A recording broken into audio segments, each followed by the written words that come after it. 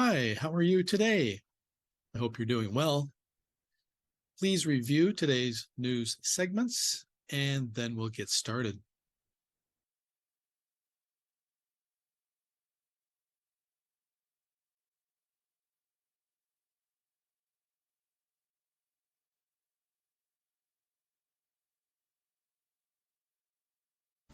Russian President Vladimir Putin welcomed Chinese leader Xi Jinping to the Kremlin Tuesday on the second day of a three-day visit.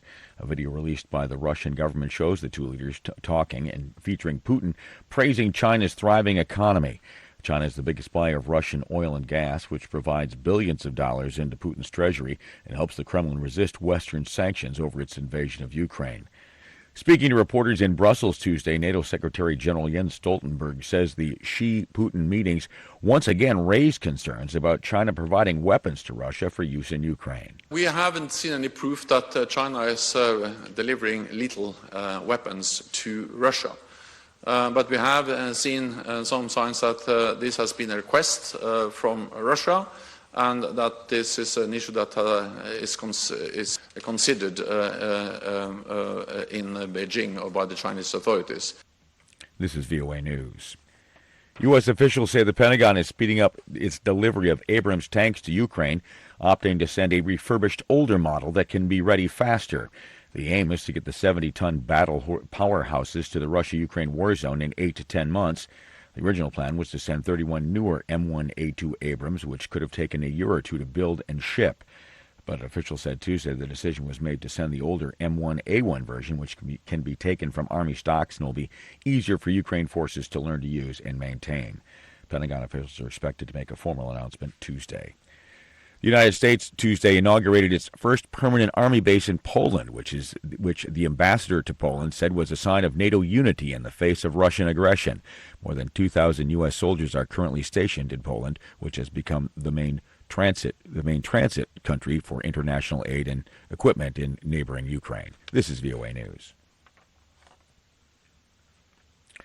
The results of an independent review released Tuesday indicates London's Metropolitan Police Department is institutionally racist, misogynistic, and homophobic, and unable to police itself, putting pressure on officials to reform Britain's biggest police force.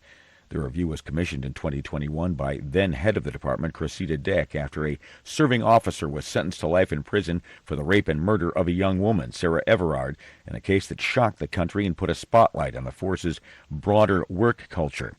Addressing Parliament Tuesday, British Home Secretary Suella Braverman said the review shows serious failures of culture, leadership, and standards within the police department. The report underlines the fact that the Met faces a long road to recovery. Improvements must be made as swiftly as possible, but some of the huge challenges for the organisation may take years to fully address. Who is Alvin Bragg, the Manhattan District Attorney investigating former U.S. President Donald Trump?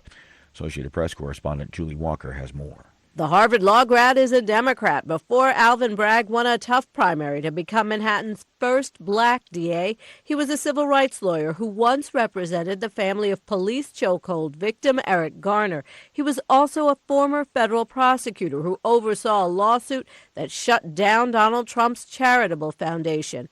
Growing up in Harlem during the 1980s crack epidemic, Bragg was held at gunpoint 6 times, 3 by police. He's been criticized for wanting to eliminate cash bail and for going easy on criminals. Julie Walker, New York. Florida has captured more than 17,000 Burmese pythons since 2000, but tens of thousands more are likely roaming the Florida Everglades. That's a concern because the reptiles, which are not native to the area, are gobbling up the competition. Naturalists say pythons can take out Florida's native apex predators such as alligators and crocodiles, as well as other native small mammals such as rats, mice, and rabbits that are food for other animals. They say because the huge snakes are a dominant species, they win when they compete with other animals. The Everglades is among the world's most unique and delicate ecosystems. The python invasion is upsetting the fragile balance of the 1.5 million acre wetlands preserve, which is home to rare and endangered species like manatees, the Florida panther, and American crocodiles. You can get More information on all the stories we're covering 24 hours a day at voanews.com. From Washington, I'm Jeff Custer. This is VOA News.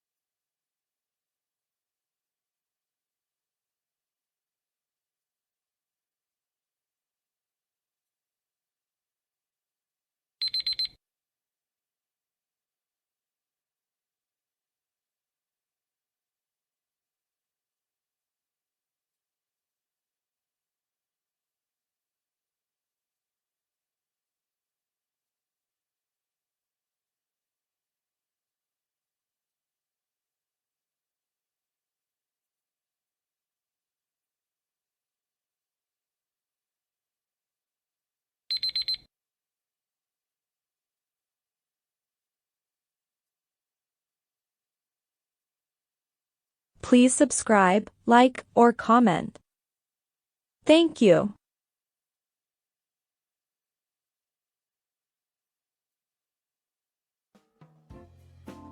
Thank you for watching. Hope to see you again soon.